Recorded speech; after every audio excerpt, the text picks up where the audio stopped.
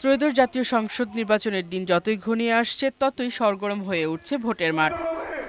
চট্টগ্রামের বিভাগীয় নির্বাচনী জনসভার অংশ হিসেবে কুমিল্লার ১৪ গ্রামে জামায়াতের জনসভা অনুষ্ঠিত হয়েছে। সভায় আরও উপস্থিত ছিলেন ১১ দলের নেতা মাওলানা মামুনুল হক, এনসিপির আহ্বায়ক নাহিদ ইসলাম, ডাকসু ভিপি সাদিক কায়েম সহ অন্যান্যরা। সভায় জামায়াত আমির শফিকুর রহমান বলেন, বাংলাদেশ পরিবর্তন চায়, আর কোনো আধিপত্য দেখতে চায় না। আসছে নির্বাচনে ১৮ কোটি মানুষের বিজয় হবে ১১ দলীয় ঐক্যের বিজয়ে। আমরা আর কোনো আধিপত্যবাদকে মানব না, আমরা আর কোনো ফ্যাসিবাদ দেখতে চাই না, আমরা আর কোনো দুর্নীতিগ্রস্ত সরকার এই দেশে দেখতে চাই না। আমরা একটি মানবিক বাংলাদেশ দেখতে চাই।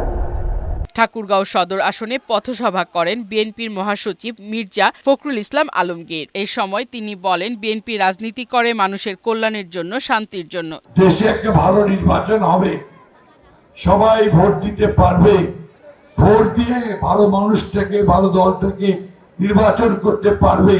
এদিকে খুলনা ৪ আসনে বিএনপির প্রার্থী আজিজুল বারী হেলাল ও ১১ দলীয় জোট প্রার্থী এস.এম. সাখাওয়াত হোসেন জনসংযোগ করেন। পাইকগাছায় সমাবেশ করেন খুলনা ৬ আসনের বিএনপি প্রার্থী মনিরুল হাসান বাপ্পি। নাটোর ১ আসনের লালপুরের বিভিন্ন এলাকায় চষে বেড়াচ্ছেন জামায়াত মনোনীত ১১ দলীয় জোট প্রার্থী। পথসভা ও প্রচারণায় ব্যস্ত অন্য প্রার্থীরাও। শনিবারের প্রচারণায় শান্তিপূর্ণ নির্বাচনের আহ্বান জানিয়েছেন নোয়াখালী ৪ আসনের বিএনপির প্রার্থী মোহাম্মদ শাহজাহান। এদিকে ভোলার বোরহানউদ্দিনে বিএনপি জামাতের নির্বাচনী প্রচারণা চলাকালে কথা কাটাকাটি নিয়ে দুই গ্রুপের মধ্যে হাতাহাতি হয়েছে। এতে উভয় পক্ষের বেশ কয়েকজন আহত হন। ফারহানা শিমু, বৈশাখী সংবাদ।